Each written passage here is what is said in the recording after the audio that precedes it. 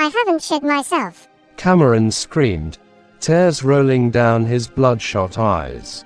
He'd only farted, or so he thought. But he was wrong, and he quickly realized that the so-called fart that he did was actually a follow-through, meaning that he did in fact shit in his pants. After realizing, Cameron quickly retracted his statement. Cameron was the smallest one, being 2 feet tall, and looking like Stewie from Family Guy. But also the most sinister and evil, quickly coming up with plans to upset and distress his victims. Don't let his innocent look and his not-so-pretty face deceive you. He's secretly a devil in disguise. Riyad, the morbidly obese one, who was only tagging along because he was definitely promised a lifetime of free pizzas,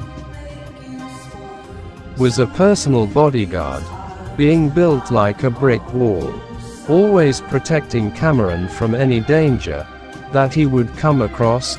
Lucas, the third wheel, would only really serve as a background character, often being left out of the story, or being unimportant. The following afternoon, the three discussed plans on how they would torment and make poor Martin suffer, while Joe was inside.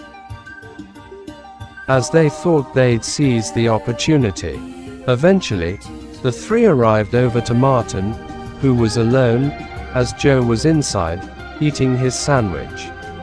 The two called him names, ranging from words that didn't even exist, to words the three definitely couldn't even spell or fathom. Dara had kept approaching Martin, asking him very weird and inappropriate questions that clearly invaded his privacy, spewing out his verbal bullshit, clearly upsetting Martin.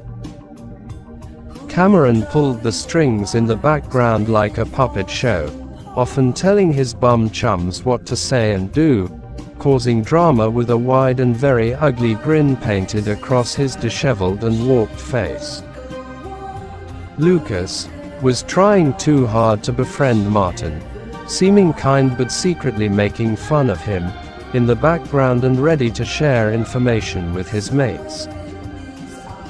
Martin was overwhelmed, clearly upset. He was about to cry, but when Joe came out, the three quickly scurried off. "Hey, what's wrong?" Joe answered. "Nothing," Martin replied, looking distressed and tired. Joe could tell something was wrong, but decided not to pester. The day came to a close. Lucas continued to upload daily bullshit videos on the Martin and Laura channel. Meanwhile, Martin and Joe walked home.